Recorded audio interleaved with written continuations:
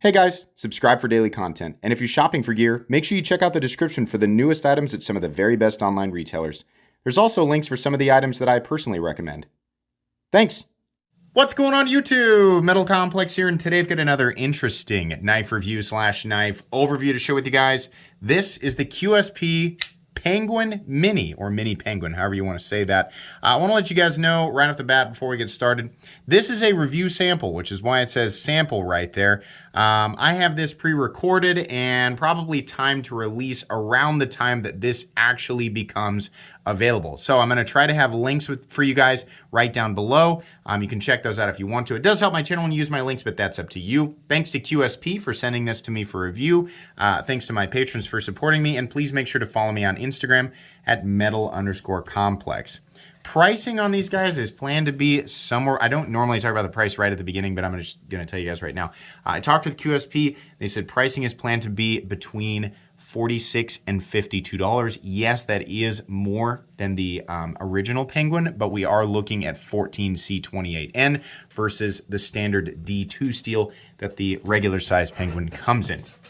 So that doesn't seem too bad to me. I've got a few things to say. Let's go ahead and get a measurement on this guy. It's interesting that they did a small, and I think it's a good idea. Overall length of this guy is truly a small knife, 5.5 inches. Blade length is coming in at about 2.35 inches, and your cutting edge is coming in at maybe 2 1/8. This is definitely under the line, you know, the legal line for a lot of places. So for many people, this is going to be an ideal travel knife. Lots of people like to just carry smaller knives in general, but if you're traveling and worried about whether or not something's going to be legal, like this is in the United States. I have no idea, right? Laws are all over the place for different countries, but a lot of places, state to state, this is the type of knife that I would feel more comfortable carrying. Of course, you still are responsible for doing your own research if you are traveling from a state where certain knives are legal to another state where those same knives might be illegal. So still do that, but this is cool. I'm glad that this is, you know, the way that they did it. Let's go ahead and do just a couple of size comparisons up against the Ontario Rat Model 1 and the Ontario Rat Model 2. You can see here it is definitely a small knife. They didn't like shrink it down this way. They still left it just as tall, and I think honestly still just as thick. They just made it shorter. How about up against the Demco AD 20.5? There we go. How about up against the Benchmade Bugouts? Still small. And finally, the Spyderco Para 3. Still small. But, you know, not obviously the Para 3 has more cutting edge, but it's funny like how much bigger the Para 3 is and how much closer, right? It's like there's a lot more handle and just a little bit, maybe half an inch more blade. So still a reasonable amount of cutting edge. How's the action of this guy? I'm gonna be honest with you guys.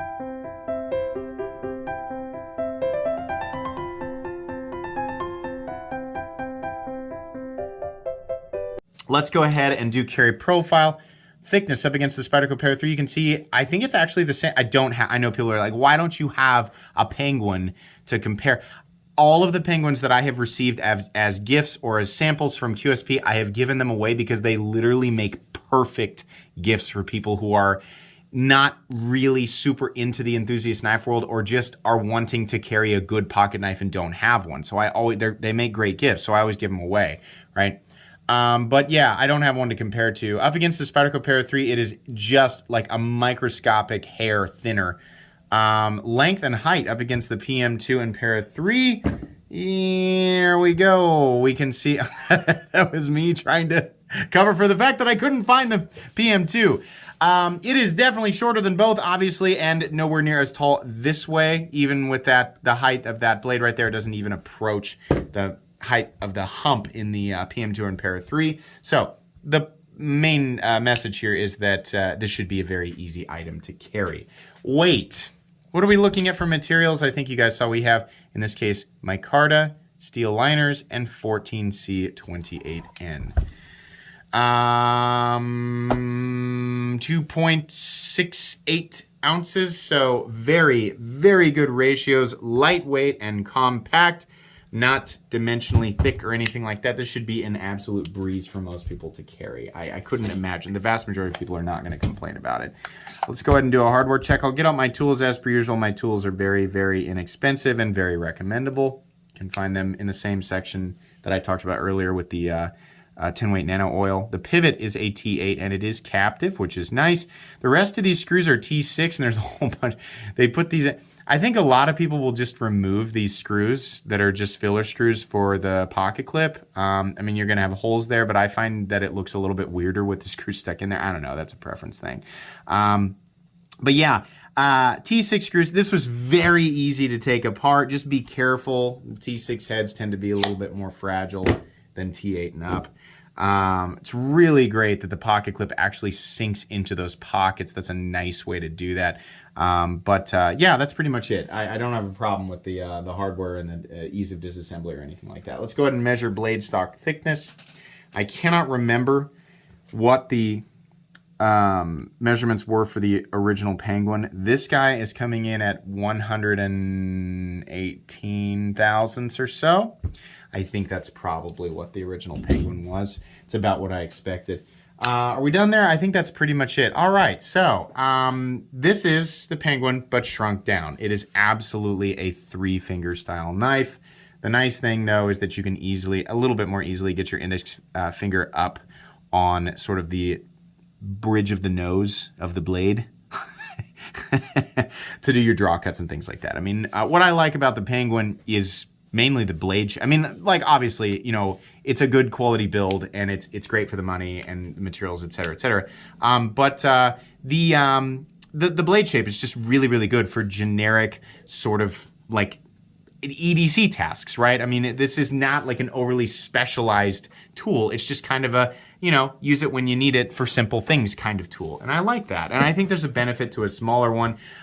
If, you know, the regular size Penguin just felt a little bit too big in your work setting, right? A little bit like you don't need that much blade, or it feels inappropriate if you work in an office setting, right? Or if you are traveling, or if you just like, you know, if you like to go on runs or something like that, which it sounds crazy, but there are definitely lots of people who like to go running or jogging and still carry a knife with them. And if you don't have a smaller or super lightweight knife to carry on your person, then you're really aware of it bouncing around. So doing something like this that's a little smaller, more compact, makes a lot of sense.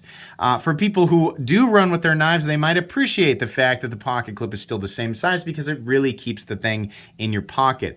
Truthfully, however, I find that it's kind of annoying that we have the exact same size of clip. I really wish that they had done a specific Mini Penguin small pocket clip because, you know, it's digging right into this part of my hand. I would really prefer that it was back a little bit. And even if they did back it off, let's say, you know, like 3/4 of an inch, it's still going to be about in the middle. But I think it's definitely, the further up my hand that the pocket clip is digging, the less comfortable it is. Preferably, you know, the best clips are the ones that kind of just stop right back here and also don't have such pronounced bills. This isn't the worst that I've ever seen, but you can definitely feel it. It also just looks like, yeah, just throw the same clip on there, right? I mean, it takes up 60% the overall length of the handle, and it just looks weird. It's not that big of a deal, but it is something that I noticed. All the lines, exactly the same as the first Penguin. The micarta looks good. It's about what I expect. Fit and finish on this, outside of the weird kind of gritty action again. This is a review sample, like pre-production, I assume. That was a little bit weird, but everything else feels very typical QSP. We have a nice satin finish here. We have thumb studs that are, they're okay. They felt a little bit pointy on the standard Penguin as well. I wish that they were a little bit wider, a little bit fatter, but they are not quite as volcano-y as like the Sebenza. Those are some of the most offensive thumb studs ever. You know what? People work with them, so we, generally speaking, we're gonna be able to work with this guy. Action. Being able to get at those thumb studs, I found that a lot of times I am adjusting the knife upwards first and then flipping it, just because it's such a smaller knife, right? And you pull it out and then you move to adjust. You're more naturally in this position than this position, but once you adjust, the detent is tuned properly to allow for that snappy deployment, even the reverse flick. It's pretty easy, right? It's just a little bit less convenient than the full-size one because my hands are used to larger knives. But you'll just, you know, like anything else, you'll adapt to this. The cutting edge still feels about the same, fairly thin. You still have, it's not quite like a, it's not going to be like a bug out tip or anything like that. You'll still be able to dig into packages. And truthfully, just, your really simple slicing and sort of draw cut style tasks are going to be made really easy with this type of blade. I don't know that there's really a whole lot more to say here. Jimping extends out to where you'd want it, right? You can bear down on it if you want. This isn't really a knife that I would say, yeah, go out and use it super hard. We have a lanyard hole, still the same thing, so that's great. Pocket clip is, of course, reversible. You can see over here there's a spot for it for left-handed people and lefties. This is a righty liner lock, but it is still plenty easy to manipulate with your left hand. I am right-hand dominant, and I'm not having a problem with that, so you probably won't either. Stop pin is still located in the same place, right back here as far as I know. Like I said, running on washers. And lockup, still absolutely solid. No lock stick. A little bit of pivot lash, we can actually hear it. That's kind of disappointing. It's actually a little more pivot lash than I normally feel, even on really expensive knives. Or more than really inexpensive knives, but more than I normally feel even when I do feel it, which is not usually. But yeah. Again, this might be the result of this being a pre-production review sample. I'm hoping that that's not the case. And if you're wondering, like, how does that affect the knife's performance and what is it that you're feeling? Basically, the hole in the blade is cut ever so slightly larger than the pivot barrel. So there's a little bit of space there and it's moving back and forth. It's just kind of something that I do periodically to check for machining, like to see how tight the machining tolerances are. If you're wondering, like, well, maybe that's there so that the pivot can actually turn and it reduces friction. Most knives have zero pivot lash whatsoever, and some of them are guillotine smooth. So that is not an excuse for like, oh, it just makes the action a little better. No. That is kind of, but it's not going to affect the functionality of the knife. The detent, yeah, the detent feels great. Centering, I mean, I recentered it, but it was just as center when I got it, so no issues there. And there's a little, is it actually, is it me, is there detent lash or is it me? Nah, it's kind of just like the ball's starting to come out of the hole, but the hole is cut to fit the ball exactly, so it's not really detent lash. So this is cool. It's a little bit, this particular review sample just feels a little less impressive than the incredible quality of the original QSP Penguin. My hope is that the actual production versions of these knives will be exactly the same. Even as it is, even if it is a little bit quirky, getting 14C28, I like 14C28N better than D2. It's stainless, it is way easier to sharpen, and it still holds a reasonable edge. It's not gonna hold an edge as long as properly heat-treated D2, but it holds an edge well enough, and it is so easy to get an edge back on it. It's so easy. It also strops back up super easy too. I think it's a more well-rounded steel, and honestly, I would pay a little bit more money for it. I'm happy that they're keeping the price down. It's less of a holy crap kind of like price, but it's still like, yeah, that's pretty good. I feel like for the vast majority of people, the original Penguin is still going to be an all-around better knife, but if you're more like, I just want something small and compact, I don't need that big of a knife, or I'm gonna, be doing a lot of like travel, like driving in my car from state to state or something like that, where you don't have to worry about legalities or anything. This is cool.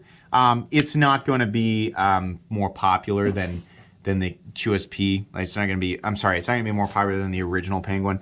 Don't be surprised if we see various dealer exclusives of this thing. I wouldn't be surprised if they do a premium, like a titanium one in 20 CV. But yeah, I mean, generally speaking, this is a recommendable knife. I think it's something that will still speak to a lot of people. So I'm going to put it in my cheap knives I like playlist, and I'm also going to put it in my recommended knives playlist. So yeah, didn't blow me away, but it's cool. I'm glad that they did it. I just really hope that the actual production versions are just a little bit better than this one. This guy's a little bit rough. Not terrible. Far from the worst thing that I've ever seen. Just a couple of little things there. That's going to be pretty much it. This is likely something that I will give away on a live stream, so if you're not subscribed and you needed a reason to subscribe outside of the general knife content, subscribe because you could win something if you wanted to. But thanks again to QSP for loaning this to me. Like I said, I'll try and provide links down below. Please make sure to follow me on Instagram at metal_complex. If you enjoyed this video, leave a like. If you'd like to check out my other content, I do of course have lots of videos of knives that are either expensive or inexpensive that I do or don't like, so check those out. And if you enjoy all my content, go ahead and click on that Metal Complex logo right there and subscribe because there's definitely more coming. Thanks again for watching, everybody, and have a great day.